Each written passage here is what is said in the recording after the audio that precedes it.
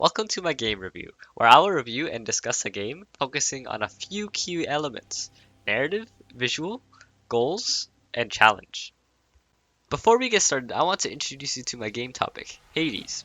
Hades is a game from Supergiant, who are also known for developing Bastion and Transistor. In this game, you play as Zagreus, the immortal son of Hades. You join on his quest to escape from the underworld and reach Mount Olympus to meet the rest of his Olympian family.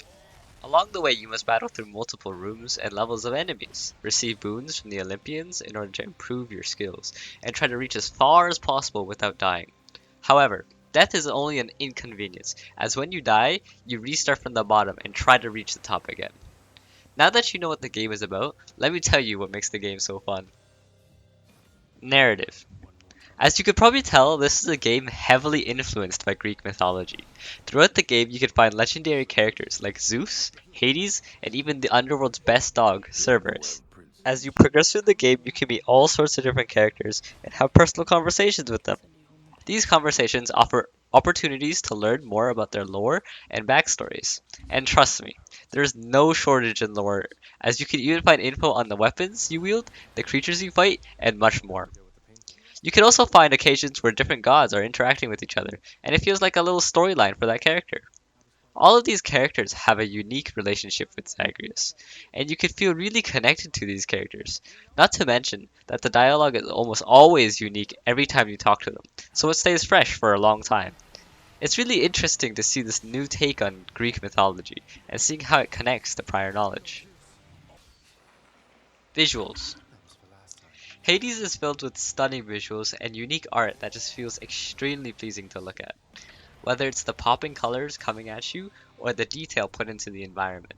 The visuals in the game are just amazing, not to mention the fact that it perfectly incorporates an ancient Greek style in the design of the characters and levels.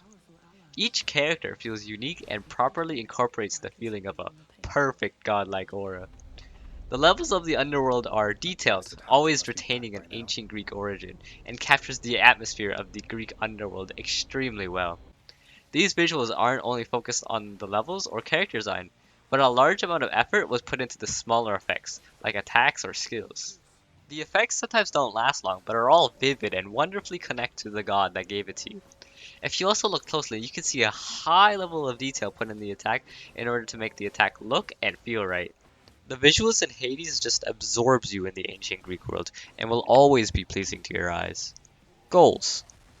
Hades provides a core goal of trying to make it as far as possible. However, the game provides a wide set of goals along the way. This can be collecting enough currency to upgrade your stats or equipment into more powerful versions, improving your relationship with the other gods in order to learn more about them or receive special gifts from them, or simply breaking your own personal record and reaching further and further. There is almost always something to do or discover in Hades, but it still manages to balance this effectively. Hades provides the players with choices, but doesn't stray away from the main goal of the game. All of these things add to the journey, and don't overwhelm the player with all sorts of tasks. Challenge. Hades perfectly balances the challenge in this game, keeping it fresh and rewarding. In the game, if you end up dying, you must restart and try again from floor 1. This idea may seem extremely annoying to you, but the game actually balances this very well by rewarding the player in some way. The restarting makes the game much more rewarding when you end up going further than you did your previous attempt. The game also rewards you with currency even if you die, so that you can improve your stats or equipment for the next attempt. This makes dying seem less like a complete reset in progress, and more of a hurdle for the next run. Every time a player hits a hurdle, they always get something out of it. This can be a player's own skill or enhanced equipment. This process guarantees that the player will progress in the game. However, when you do end up succeeding, the game recognizes that and gives you the option to make the game more difficult. The game allows you to personally adjust your challenge, like making a boss harder or making enemies even stronger. This allows the game to stay fresh and prevents it from getting too easy. It also allows those who are in for less of a challenge to still enjoy the game at their own pace. Hades is a brilliant game and utilizes the key elements of game design very well.